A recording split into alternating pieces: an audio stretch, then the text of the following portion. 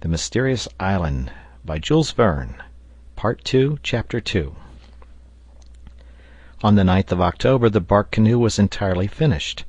Pencroft had kept his promise, and a light boat, the shell of which was joined together by the flexible twigs of the crejimba, had been constructed in 5 days. A seat in the stern, a second seat in the middle to preserve the equilibrium, a third seat in the bows, rowlocks for the 2 oars, a scull to steer with, completed the little craft, which was 12 feet long and did not weigh more than 200 pounds. The operation of launching it was extremely simple. The canoe was carried to the beach and laid on the sand before Granite House, and the rising tide floated it. Pencroft, who leaped in directly, maneuvered it with the scull and declared it to be just the thing for the purpose to which they wished to put it. "Hurrah!" cried the sailor, who did not disdain to celebrate thus his own triumph. "With this we can go round—" "The world?" asked Gideon Spilett. "No, the island. Some stones for ballast, a mast and a sail, which the captain will make for us some day, and we shall go splendidly. Well, captain, and you, Mr. Spilett, and you, Herbert, and you, Neb, aren't you coming to try our new vessel? Come along. We must see if it will carry all 5 of us." This was certainly a trial which ought to be made. Pencroft soon brought the canoe to the shore by a narrow passage among the rocks, and it was agreed that they should make a trial of the boat that day by following the shore as far as the first point at which the rocks of the south ended. As they embarked, Neb cried, "But your boat leaks rather, Pencroft." "That's nothing, Neb," replied the sailor. "The wood will get seasoned. In 2 days there won't be a single leak, and our boat will have no more water in her than there is in the stomach of a drunkard. Jump in." They were soon all seated, and Pencroft shoved off. The weather was magnificent, the sea as calm as if its waters were contained within the narrow limits of a lake. Thus the boat could proceed with as much security as if it was ascending the tranquil current of the Mersey. Neb took one of the oars, Herbert the other, and Pencroft remained in the stern in order to use the scull. The sailor first crossed the channel and steered close to the southern point of the islet. A light breeze blew from the south. No roughness was found either in the channel or the green sea. A long swell, which the canoe scarcely felt, as it was heavily laden, rolled regularly over the surface of the water. They pulled out about half a mile distant from the shore, that they might have a good view of Mount Franklin. Pencroft afterwards returned towards the mouth of the river. The boat then skirted the shore, which, extending to the extreme point, hid all Tadorn's Fens. This point, of which the distance was increased by the irregularity of the coast, was nearly 3 miles from the Mersey. The settlers resolved to go to its extremity, and only go beyond it as much as was necessary to take a rapid survey of the coast as far as Claw Cape. The canoe followed the windings of the shore, avoiding the rocks which fringed it and which the rising tide began to cover. The cliff gradually sloped away from the mouth of the river to the point. This was formed of granite rocks, capriciously distributed, very different from the cliff at Prospect Heights, and of an extremely wild aspect. It might have been said that an immense cartload of rocks had been emptied out there. There was no vegetation on this sharp promontory, which projected 2 miles from the forest, and it thus represented a giant's arm stretched out from a leafy sleeve. The canoe, impelled by the 2 oars, advanced without difficulty.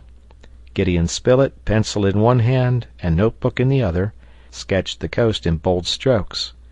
Neb, Herbert, and Pencroft chatted, while examining this part of their domain, which was new to them, and in proportion as the canoe proceeded towards the south, the 2 Mandible Capes appeared to move and surround Union Bay more closely. As to Cyrus Harding, he did not speak. He simply gazed, and by the mistrust which his look expressed, it appeared that he was examining some strange country. In the meantime, after a voyage of 3/4 of an hour, the canoe reached the extremity of the point, and Pencroft was preparing to return, when Herbert, rising, pointed to a black object, saying, "What do I see down there on the beach?" All eyes turned towards the point indicated. "Why," said the reporter, "there is something. It looks like part of a wreck half buried in the sand." "Ah!" cried Pencroft. "I see what it is." "What?" asked Neb. "Barrels, which perhaps are full," replied the sailor.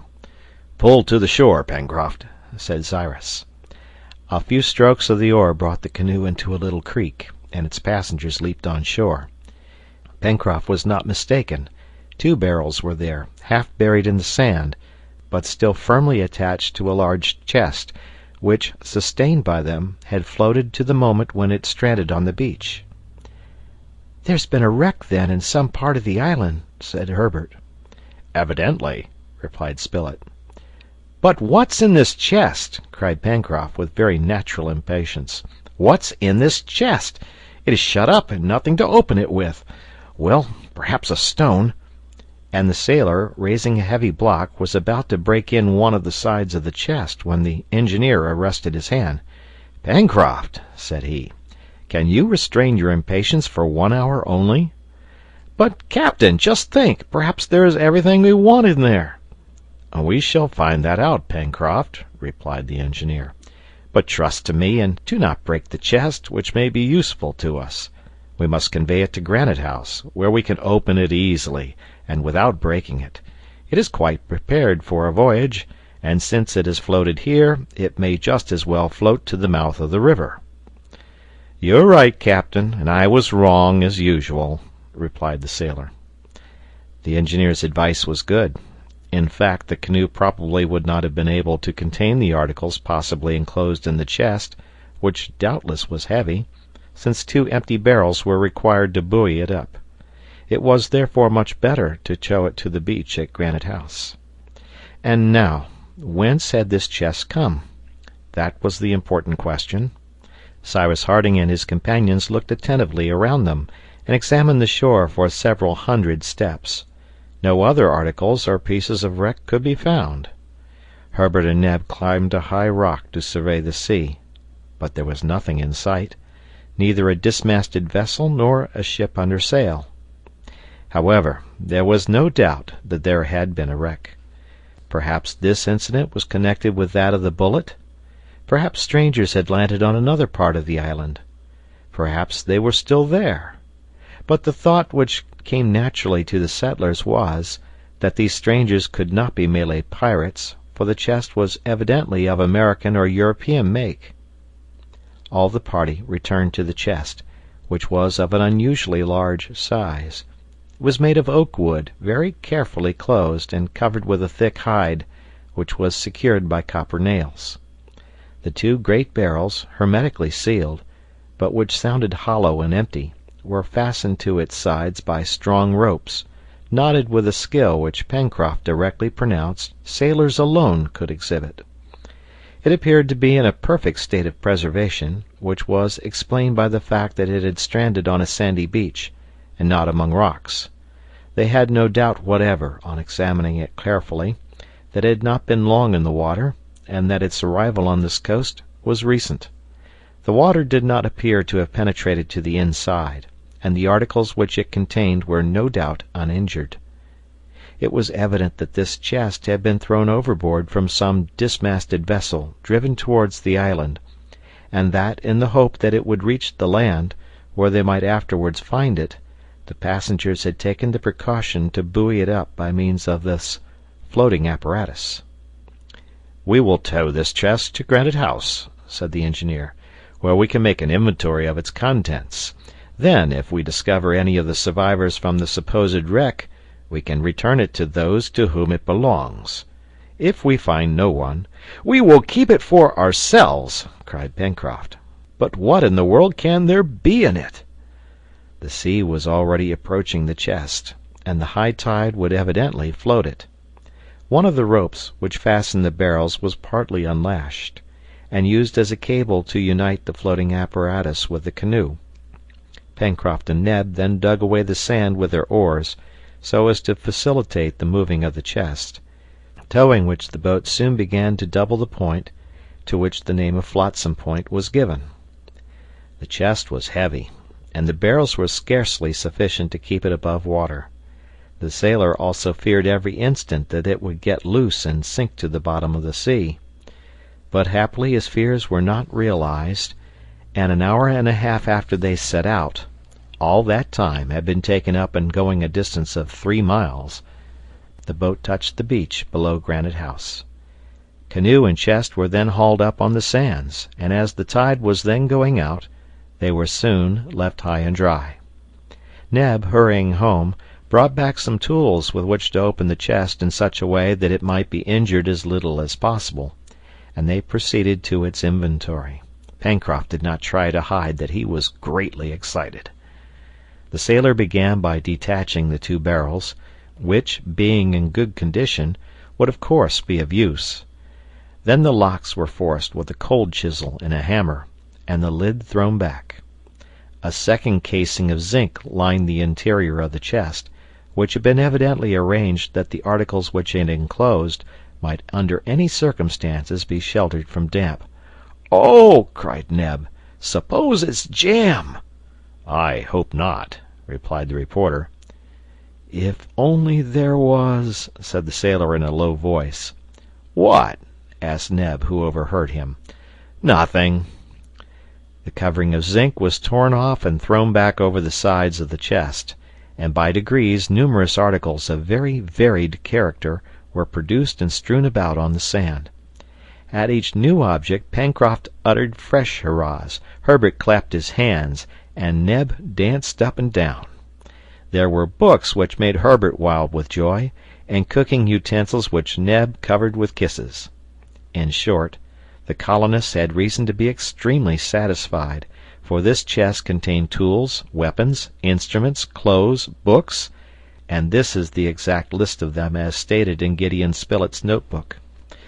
Tools: 3 knives with several blades, 2 woodman's axes, 2 carpenter's hatchets, 3 planes, 2 adzes, 1 twibill or mattock, 6 chisels, 2 files, 3 hammers, 3 gimlets, 2 augers, 10 bags of nails and screws, 3 saws of different sizes, 2 boxes of needles.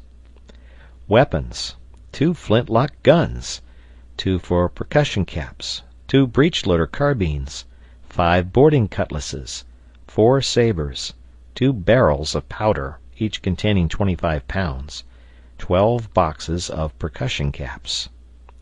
Instruments: 1 sextant, 1 double opera glass, 1 telescope, 1 box of mathematical instruments, 1 mariner's compass, 1 Fahrenheit thermometer, 1 aneroid barometer, 1 box containing a photographic apparatus, object glass, plates, chemicals, etc.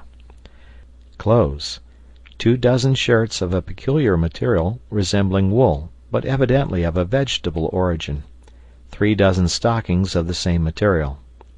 Utensils: 1 iron pot, 6 copper saucepans, 3 iron dishes, 10 metal plates, 2 kettles, 1 portable stove, 6 table knives. Books: 1 Bible, 1 atlas, 1 dictionary of the different Polynesian idioms, 1 dictionary of natural science in 6 volumes, 3 reams of white paper, 2 books with blank pages. "It must be allowed," said the reporter after the inventory had been made, "that the owner of this chest was a practical man. Tools, weapons, instruments, clothes, utensils, books. Nothing is wanting.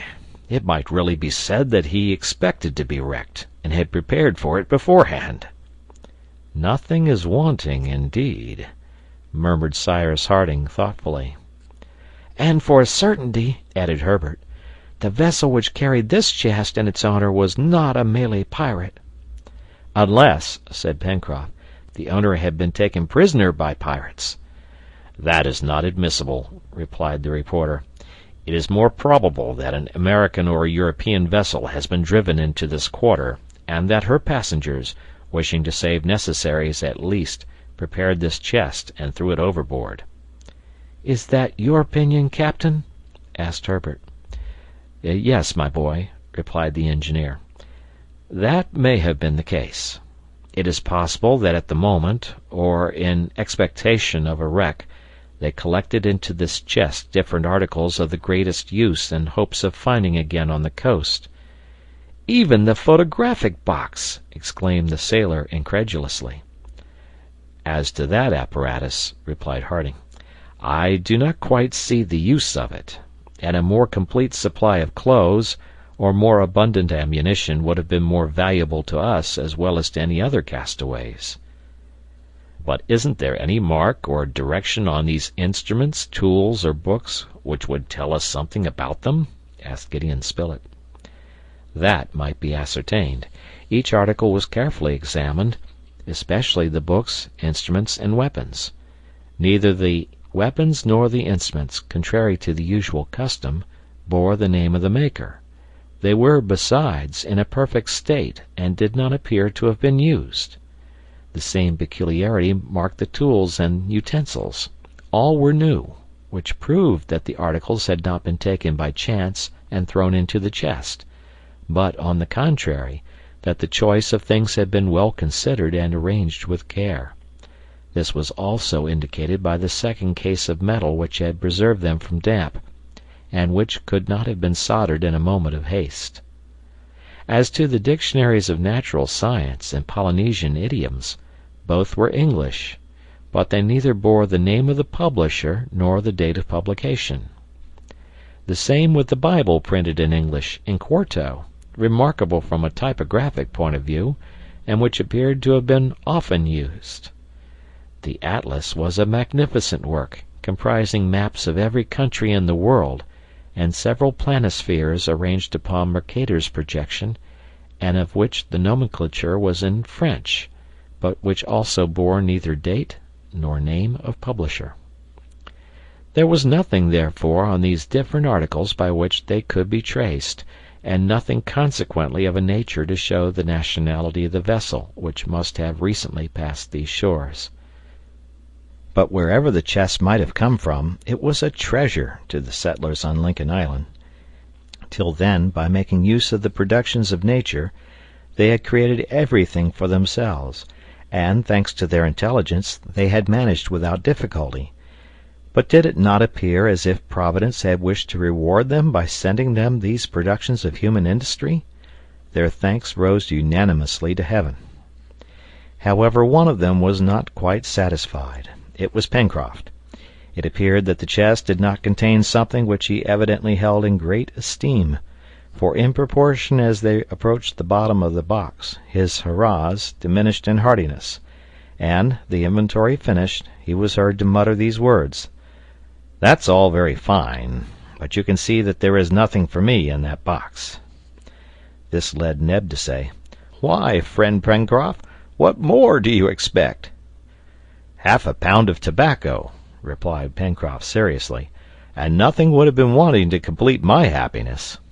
No one could help laughing at this speech of the sailors. But the result of this discovery of the chest was, that it was now more than ever necessary to explore the island thoroughly. It was therefore agreed that the next morning at break of day they should set out, by ascending the Mersey so as to reach the western shore.